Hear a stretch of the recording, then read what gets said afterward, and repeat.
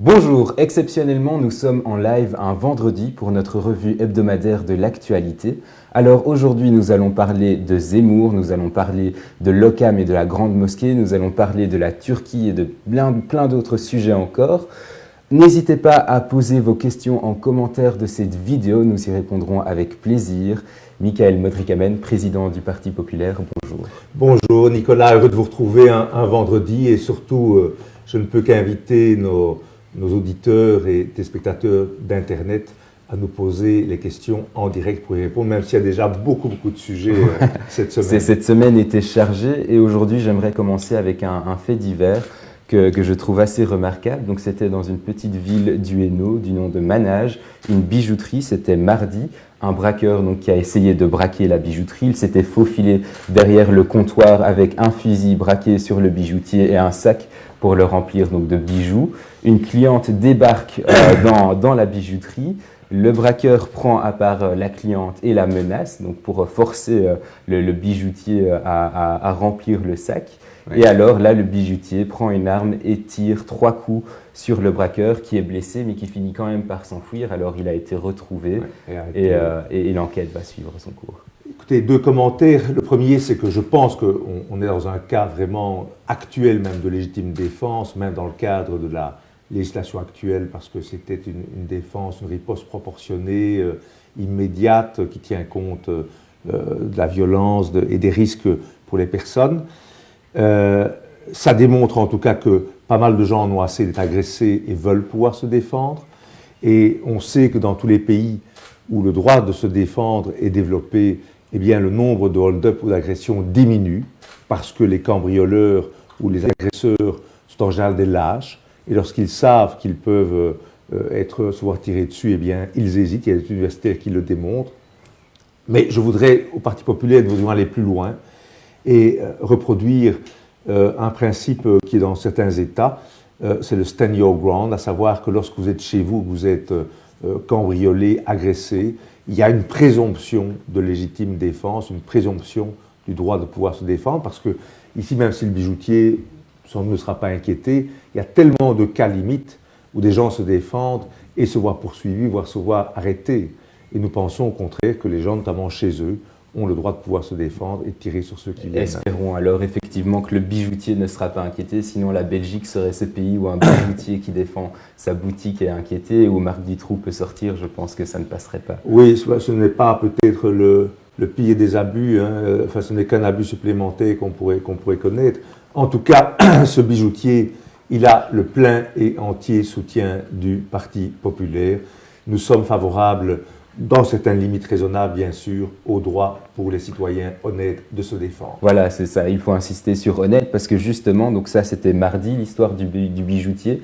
Et mercredi, dans la gare du Midi, à Bruxelles, il y a eu une vague de panique parce qu'on a entendu un coup de feu. Alors l'arme a été retrouvée, c'est une arme illégale. Ouais.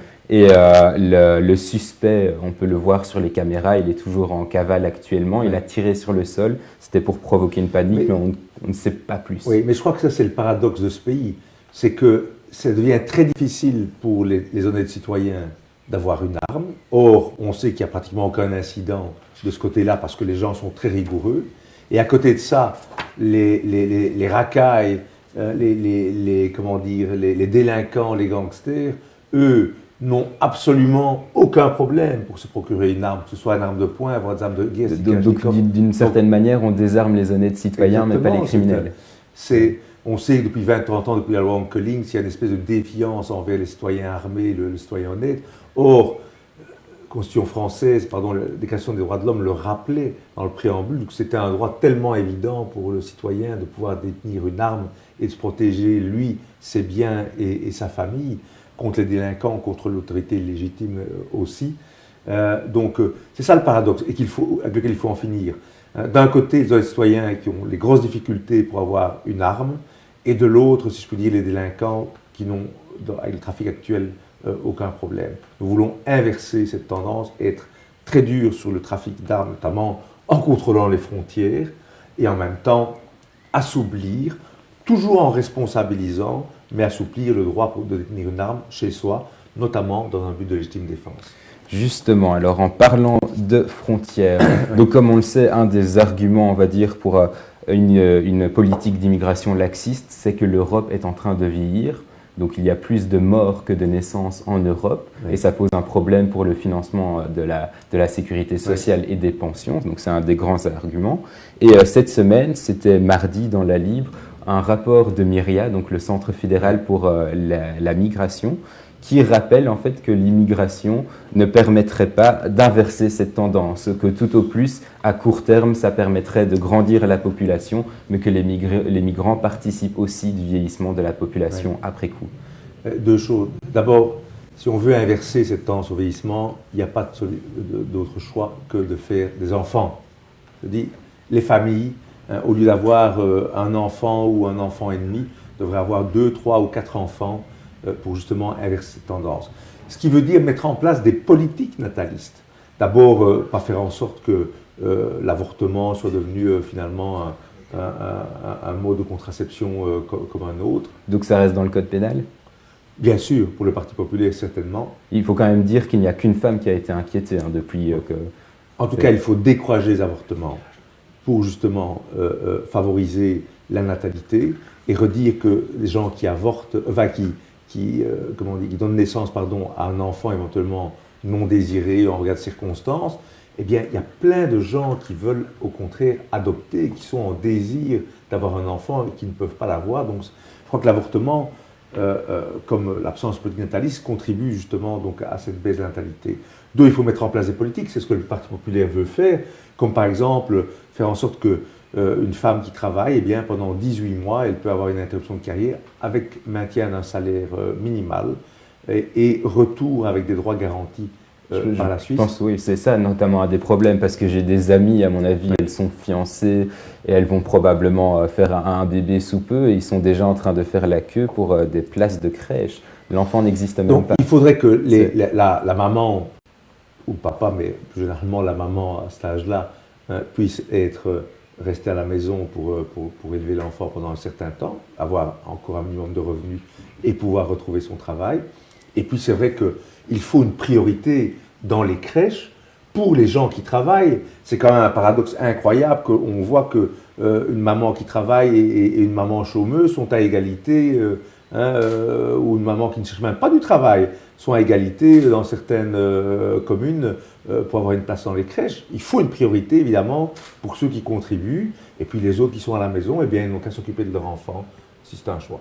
Alors, un autre petit point dans ce rapport, c'était tout petit, mais c'est assez marrant. Donc, ils reconnaissent aussi que les qualifications et expériences professionnelles des migrants ne rencontrent pas les besoins du marché du travail en Belgique. Attendez, mais c'est Myria qui le dit, mais c'est tellement l'évidence. Croire que des gens qui sont illettrés, qui n'ont aucune formation, vont venir ici remplacer des gens formés comme ça, et que c'est ça qui va contribuer à payer les pensions actuelles, mais c'était se foutre de la tête des gens, bien évidemment. Bien évidemment que beaucoup de ces gens, pas tous évidemment, mais beaucoup de ces gens ne sont pas un centre de création de richesse, mais un centre de coût. Les études commanditées par le Parti populaire l'ont montré. L'immigration, c'est un coût net de 10 milliards d'euros par an en Belgique. En tout cas, l'immigration illégale... L'ensemble de l'immigration, légale et illégale, c'est un coût net de 10 milliards. Et il est clair que l'immigration illégale, il est clair que les réfugiés, il est clair que tous ceux qui arrivent dans cette masse de migrants non formés, qui ne parlent pas nos langues, qui ne partagent pas notre culture, ne contribueront. Il y en aura qui contribueront, d'exception, quelques-uns contribueront. Mais la grande masse, rien ou si peu. Et donc vont venir alourdir les déficits, c'est évident. Et maintenant, je suis heureux de voir que c'est Myria, ce n'est pas moi. Myria et pas le Parti populaire viennent nous dire que finalement, il fait mouiller quand il pleut.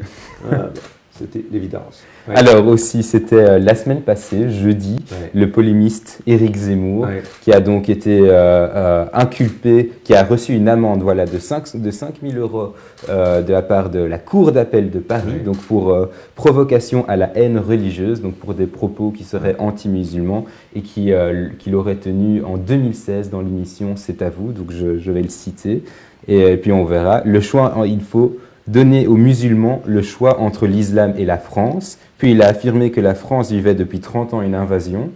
puis que dans les innombrables banlieues françaises où de nombreuses jeunes filles sont voilées, se jouait une lutte pour islamiser un territoire, un djihad. Donc il n'y va pas par le dos de la cuillère, Oui, mais je ne vois aucune incitation à la haine, etc.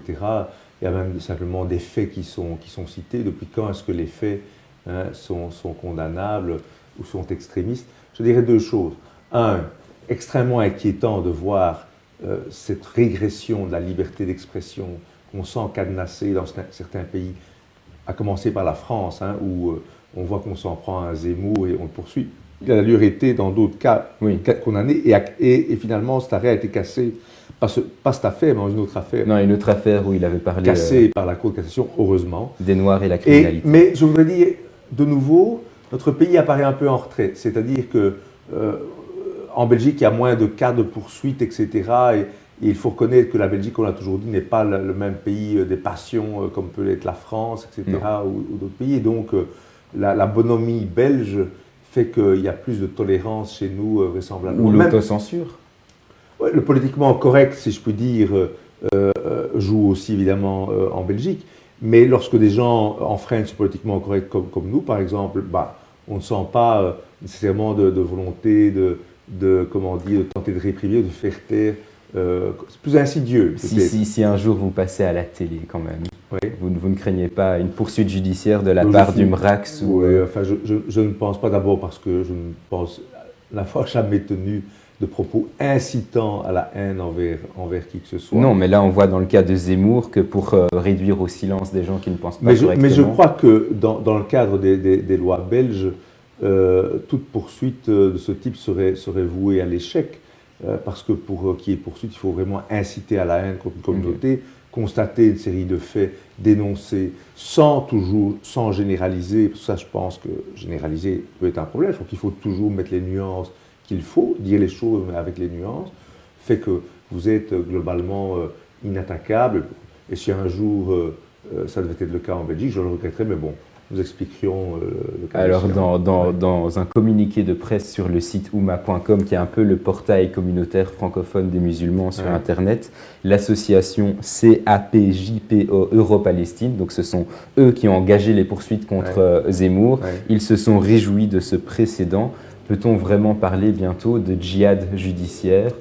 Bien sûr qu'il y a le djihad judiciaire, mais on sait qu'il y a cette alliance aujourd'hui essentiellement entre l'extrême gauche et une partie de la gauche et l'islamisme pour s'en prendre à notre société. C'est là que l'antisémitisme se trouve, c'est là que l'atteinte à nos valeurs fondamentales démocratiques se trouve, c'est là que la violence fasciste se trouve. Regardez, on a encore parlé des Black Blocs en France, et qu'on connaît en Belgique l'extrême gauche qui fait le coup de poing, le coup de force un peu partout. Eh bien, c'est là qu'elle est la violence, je veux dire, et les risques profondément pour notre société. Il y a encore dans les pays européens une extrême droite, ça et là, mais elle est complètement anecdotique. Il y a des groupuscules aussi en Belgique, je pense à Nation ou d'autres, mais ils ne représentent rien. Je dis, ils sont de vrais fascisants aussi. Et justement, ça me permet d'arriver à l'autre sujet, parce qu'il y a eu une manifestation d'extrême droite cette semaine, mais ce n'est pas vraiment l'extrême droite belge, c'est l'extrême droite turque. Donc c'était en Flandre, c'était l'échevin de Heusden, donc Heusden Zolder, et l'échevin s'appelle Engin Özdemir, donc un échevin SPA d'origine turque, et donc socialiste, qui est sous le feu des critiques pour avoir pris donc part récemment à une manifestation ultranationaliste turque, donc les loups gris, qui sont un peu la branche paramilitaire du parti nationaliste en Turquie, qui n'est pas celui d'Erdogan, mais voilà, encore plus radicaux qu'Erdogan. Et ils ont participé à cette marche. Il y avait des enfants qui étaient en tenue militaire, il y avait des drapeaux avec les loups gris, donc ce sont historiquement les mêmes personnes qui ont poussé au massacre des Arméniens. Donc là, il s'agit vraiment d'extrême droite. Alors il y a deux choses. D'abord, rappeler qu'il y a le nationalisme d'extrême droite traverse une bonne partie malheureusement de la communauté turque. On a vu que plus de 70% ont voté pour Erdogan et son mouvement islamo-conservateur. Aux législatives de 2015, législatives, comme 70%, ils le disent. C'est énorme. Il suffit de voir ces meetings aussi quand ils les organisent en Europe occidentale.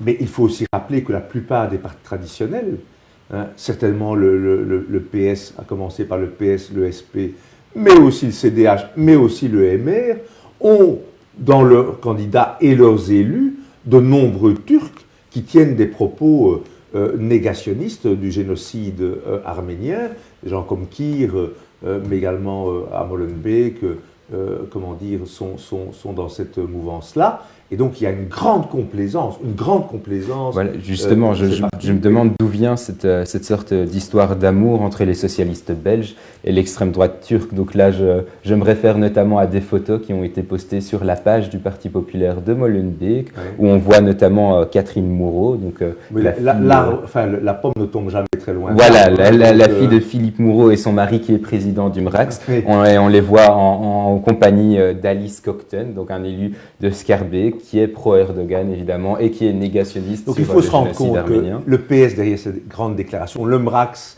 derrière ce mouvement contre le racisme, l'antisémitisme, derrière ces grandes déclarations de principe, ces gens sont compromis jusqu'au trognon avec les négationnistes turcs par pur électoralisme. Parce que la gauche et certainement le PS, mais aussi Écolo, CDH, sans ce clientélisme, sans, dans les grandes villes, ce vote communautariste qu'ils ont cultivé jusqu'à fermer les yeux et enterrer, s'asseoir sur leurs principes, eh bien ces partis n'existeraient plus. Le PS à Bruxelles, sans le communautarisme et le clientélisme envers les étrangers. D'ailleurs, maintenant, ils font des listes communes, PS et SPA. Oui, ils refont des listes communes. Et maintenant, le piège se retourne contre eux, parce qu'après avoir exploité le brave musulman, après l'avoir caressé dans le sens du poil, que ce soit turc ou marocain, etc., en ayant fermé les yeux sur toutes les dérives, le communautarisme, eh bien, il a dit à un moment donné, je vous ai utilisé, vous PS, etc., pour devenir accéder aux fonctions de député, de conseiller, d'échevin, voire de bourgmestre. Et puis, l'étape suivante, c'est d'avoir les listes propres. Et c'est le parti islam. C'est l'évolution logique. Parti islam dont le leader Redouane Harouche a annoncé, je pense que c'était début de cette semaine, sur la VRT, des listes à Gand et à Anvers. Donc on sait déjà que le parti islam va se présenter dans 28 communes en Wallonie et à Bruxelles. Et alors il a cette phrase assez marrante. En gros, il table sur le fait que dans 12 ans, il y aura une majorité musulmane en Belgique, ce qui est... Alors ça n'a rien de marrant, malheureusement, parce que... non, mais le chiffre est extravagant. Écoutez, le chiffre est extravagant, oui et non. Oui et non, parce qu'il y a une série de villes, comme Bruxelles, à commencer par Bruxelles, où là, il y aura bien une majorité arabo-musulmane d'ici une dizaine d'années, tous les démographes le disent. Mais nous avons fait faire des études, Nicolas, il y a 1 an et demi, par des statisticiens et démographes, qui démontrent que si les tendances actuelles de naissance, de regroupement familial, de migration, telles qu'on les connaît, où les gens finalement s'installent, oui, entre 2035 et 2040, donc un peu plus longtemps que maintenant, il pourrait y avoir, ou il y aura, une majorité arabo-musulmane en Belgique. Il faudrait quand même rappeler les chiffres, que si vous regardez des villes, je prends 2 villes, c'est peut-être des cas extrêmes, mais Bruxelles, aujourd'hui à Bruxelles, entre 60 et 90% des enfants dans l'école publique suivent les cours de religion islamique. Dans toutes les communes de la ville, entre 60 et 90%. Ça veut dire dans une génération, Bruxelles sera à 80 ou 90% devenue musulmane. À Verviers, 95% des enfants inscrits dans les écoles de la ville suivent les cours de religion musulmane. Et vous regardez des communes comme Charleroi, on est proche des 20 ou 30%. Alors oui, nous disons que dans une génération ou deux, si la tendance n'est pas inversée, le risque d'avoir une majorité arabo-musulmane, Harouche a raison sur ce point, est bel et bien présent. Alors Harouche essaye quand même justement de nous rassurer. Vous avez 2 options, dit-il, des extrémistes ou des démocrates comme nous au pouvoir. Nous aurons droit donc à une charia démocratique. Donc c'est de manière démocratique qu'on coupera les mains, que l'homme et la femme ne seront plus égaux, et ce genre de dérive, effectivement, que le mari pourra battre sa femme, mais ce sera effectivement une version démocratique de sa charia. Et que la ségrégation dans les bus et autres... Donc, je l'ai dit, je le répète, avec notre arrivée au pouvoir, ce genre de personnes seront expulsées, privées de nationalité belge s'ils l'ont, et expulsées vers un pays conforme à leur... Ils ont le choix. Ils ont le choix. Il y a une vingtaine de pays arabes qui peuvent rencontrer leur désir de charia. Et j'en profite pour rappeler que si vous avez des questions, vous pouvez les poser en commentaire de cette vidéo et nous y répondrons avec beaucoup de plaisir. Donc, parlons du Kazakh-gate. C'était lui aussi encore en début de vendredi dernier. Donc, Armand de Decker qui a été inculpé pour trafic d'influence et qui a aussi remis sa démission du MR. Donc, vous pouvez peut-être revenir sur cette affaire du Kazakh-gate qui est quand même complexe. Je crois que le problème du MR particulièrement, c'est l'affairisme. C'est l'affairisme parce qu'il y a des cercles qui se sont constitués, notamment autour de M. Renders, des cercles extrêmement puissants, actifs en Europe, actifs en Afrique. Pour Renders, ce sont des insinuations crapuleuses. Non, je ne vais pas parler de corruption, je dis qu'il y a des cercles d'affaires, affairistes, n'est-ce pas, où avec un mélange clair des genres, entre les affaires, la politique, les décorations, les anoblissements, etc., qui constituent des réseaux extrêmement puissants, où certains dans ces réseaux franchissent allègrement la ligne rouge. On parle de monsieur de Decker.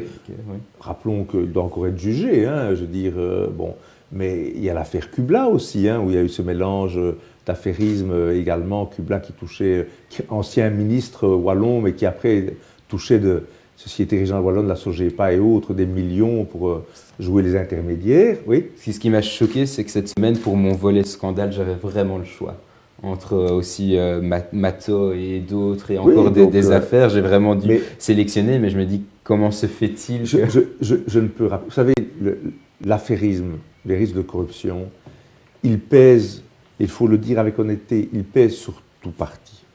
Tout parti. Le problème, c'est le maintien au pouvoir pendant des dizaines d'années. Quand vous êtes au pouvoir, comme l'a été par exemple M. Renders, indéboulonnable, depuis pratiquement 35 ans, que vous êtes dans tous les exécutifs.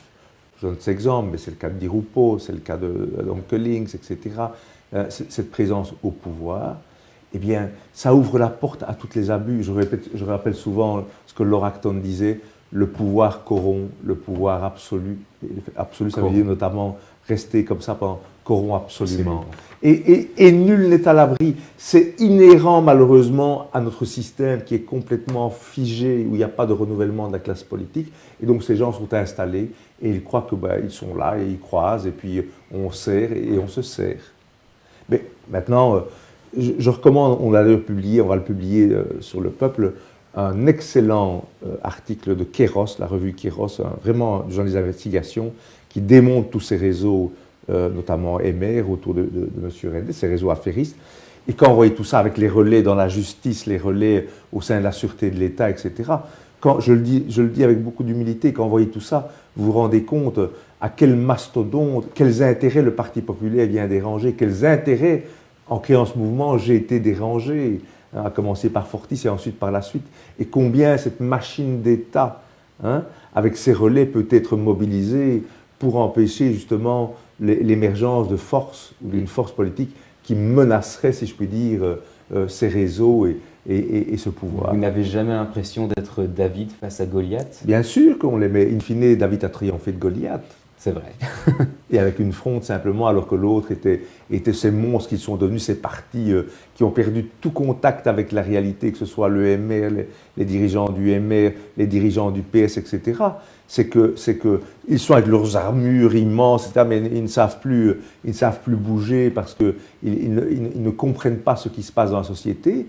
Eh bien, nous sommes effectivement peut-être le David de la politique avec juste notre fronde et notre foi. Dans ce besoin de faire bouger les choses, et cette fronde, si elle touche juste, eh bien, elle nous permettra d'abattre, si je puis dire, ce système politique, sclérosé, qui mérite d'être réformé, de mettre en priorité. C'est ce qui se passe d'ailleurs en Italie. Voilà, mais justement, on fait une transition là. Voilà, vous l'avez fait pour moi. J'aimerais effectivement parler de l'Italie parce que ce qui est sur le point de se passer est énorme. L'Italie, c'est un pays, un membre fondateur de l'Union européenne, et lundi, nous aurons peut-être le premier gouvernement anti-système dans un pays membre fondateur. Donc, c'est le retrait de Berlusconi. qui a provoqué ce rapprochement entre le mouvement 5 étoiles et la Ligue de Matteo Salvini. Le mouvement 5 étoiles refusait d'être dans un gouvernement avec Berlusconi à cause de cette affaire. Berlusconi s'est retiré et maintenant ça ouvre la possibilité pour eux de négocier un gouvernement anti-système. Donc on ne se rend pas compte de la révolution que c'est, parce que c'est effectivement des forces largement majoritaires contre l'Union européenne telle que c'est développée aujourd'hui, qui veulent fermer les frontières aux migrants, mettre dehors les 600 000 ou 700 000 qui sont en train de foutre le bordel en Italie et traîner, si je puis dire, qui n'ont rien de réfugiés politiques, mais ce sont des gens venus d'Afrique et qui n'ont rien à faire. Pour des raisons économiques. Et qui n'ont rien à faire. On peut comprendre qu'ils veulent autre chose, mais oui, on peut comprendre les Italiens également. Mais on peut aussi comprendre les Italiens qui n'ont pas envie d'avoir des dizaines, des centaines de milliers de personnes qui traînent dans leur ville à ne rien faire avec tout ce que ça entraîne comme violence, dégradation, etc. Bon. Donc c'est énorme parce que c'est effectivement, ça pourrait être le premier au sein d'une des grandes démocraties d'Europe de l'Ouest, effectivement, un grand mouvement anti-européen. Mais surtout, on voit cette évolution. On a bien sûr les pays de l'Est, où ils ont pris le pouvoir. On a bien sûr l'Autriche, avec cette alliance entre Kurz et le FPO. Maintenant, potentiellement, l'Italie. Et moi, je suis convaincu qu'en 2019, le Parti populaire a un rôle à jouer pour avoir justement peut-être une première alliance en Europe occidentale, au cœur même du système, avec une vision effectivement populiste. Premier gouvernement de Wever, Mondrikamen, pourquoi pas. On sait d'ailleurs qu'au grand dam de M. Michel, ce qui me paraît l'évolution logique, M. de Wever a laissé entendre qu'il pourrait prendre le 16 rue de la Loi. Personnellement, je pense que c'est une bonne chose qu'il prenne ses responsabilités pour faire reprendre l'exécutif en main. Eh bien, nous arrivons à la fin. Peut-être alors encore un mot. Je rappelle que si vous avez une question, c'est le moment ou jamais. Il reste 1 minute. Et peut-être encore un dernier mot sur le nucléaire iranien. Donc le retrait cette semaine de Donald Trump de l'accord. Oui, 2 mots. Peut-être d'abord sur le nucléaire iranien. D'abord Trump, si je peux dire, tient ses promesses. C'était un mauvais accord parce que c'est un accord où on voit que Israël a démontré que les Iraniens continuaient en réalité le programme secret de nucléarisation et qu'à terme les Iraniens veulent l'arme nucléaire et l'auront. Mais en plus, entre-temps, l'Iran a continué à jouer son rôle néfaste. On a vu en Syrie, d'où ils viennent de lancer une attaque contre Israël, jusqu'au Maroc qu'ils veulent déstabiliser, où les Marocains viennent de rompre les relations diplomatiques avec l'Iran, mais aussi au Yémen, où ils veulent, au travers des Houthis, déstabiliser définitivement le Yémen et au-dessus l'Arabie saoudite. Donc Trump est là pour les arrêter, imposer les sanctions. Les Européens n'ont de nouveau rien compris, complètement largués. Et même j'ai envie de dire, les journalistes, j'ai quand même fait ma revue de presse, si on est un Belge, on n'a jamais, pas une seule fois, entendu les arguments de Trump sur cet accord nucléaire. On a droit à des explications de type électoraliste, il fait ça pour plaire aux conservateurs, et c'est tout. C'est la seule justification qu'il nous a donnée. Absolument rien compris. La détermination de Trump de revenir à une politique réaliste et de puissance qui met à mal ces régimes, et je pense que ce qu'il veut, c'est un changement de régime en Iran. Le régime des mollahs de Téhéran est tout aussi, si pas plus dangereux encore que les extrémistes sunnites, parce qu'ils ont les moyens, ils ont l'intelligence, c'est un peuple intelligent, les Iraniens. Et j'ai envie de dire, les Iraniens en plus méritent mieux. Ils méritent mieux que ces mollahs, cette théocratie absolument épouvantable qui a plongé cette grande civilisation avec des gens vraiment ouverts et, je le dis, créatifs et intelligents dans le Moyen-Âge. Donc, et je rappelle qu'il y a eu des tentatives de renverser le pouvoir et que Obama ne les a pas soutenus. Obama, ça a été une catastrophe. D'un point de vue. C'est déjà un des éléments qui permettent d'expliquer pourquoi Trump se retire de cet accord. En fait, cet accord, c'est un pari sur la démocratisation en 10 ans du régime iranien. Mais c'est tout le contraire. L'argent qu'ils ont touché et la fin des sanctions a au contraire renforcé, les mollahs, leur a donné accès à des capacités financières avec les fonds qu'ils ont utilisés immédiatement. D'ailleurs, on l'a vu pour attaquer Israël, donc avec des risques de confrontation. Israël leur a donné une fameuse leçon il y a 2 nuits, en montrant toute la force de son aviation. Il a attaqué près de 50 objectifs iraniens qu'ils ont complètement éradiqués en Syrie. L'Iran, qui ne se cache pas de vouloir anéantir Israël, et qui est dans cette politique d'encerclement avec le Hezbollah, et bien sûr l'Iran. Donc, les gens, effectivement, si vous suivez la presse belge, etc., vous ne comprenez rien aux enjeux. Je ne suis pas sûr d'ailleurs que la presse belge comprenne ces enjeux, ou en tout cas, ils sont d'une mauvaise foi absolue. Si vous lisez un peu la presse internationale, vous comprenez combien il y a une cohérence et une logique chez le président Trump. Et si on lit le peuple? Et si on lit le peuple, on est effectivement parce que la presse internationale informée. Voilà. Et deuxième chose que je voulais dire, nous avons parlé de problèmes belges, internationaux et autres. Les élections communales, provinciales approchent. Nous avons des dizaines de listes en train d'être constituées un peu partout en Wallonie et à Bruxelles. Il y a, Nicolas, des listes qui sont déjà complètes, mais il y a encore des listes, pas mal de listes, où il y a encore de la place, et notamment pour les femmes. On sait que les femmes s'engagent moins que d'autres en politique, malheureusement. Et donc, je lance un appel. Nous avons beaucoup de listes en voie d'établissement. Et donc, si vous voulez être acteur de ce changement, et ça commence au niveau communal, contactez-nous au Parti populaire, info@partipopulaire.be, ou contactez-nous par téléphone, c'est le 830 34... ça, je... téléphone du parti 3014. 830 30 14. Comment dire, contactez 02 830 30 14 ou info@partipopulaire.be. Contactez-nous, contactez le secrétaire général. On vous réorientera vers les responsables des listes. Si vous voulez que ça bouge, si vous ne supportez plus politiquement correct, si vous ne supportez pas le chemin qu'est en train de prendre ce pays, qui est en train de miner l'avenir pour nos enfants, nos petits-enfants et pour nous directement, eh bien, ce changement, il passe par justement se déclarer candidat, etc., renforcer les listes du Parti populaire, s'implanter pour la grande bataille ensuite de 2019. Donc je dis à ceux qui nous entendent, c'est le moment de vous investir, on a besoin de vous sur les listes. Vous pouvez avec nous faire la différence. Eh bien, sur ces mots, nous avons fini. Michael Modrikamen, merci en tout cas. À la semaine prochaine, jeudi normalement, donc pour retrouver notre horaire habituel. Et donc à la semaine prochaine, jeudi.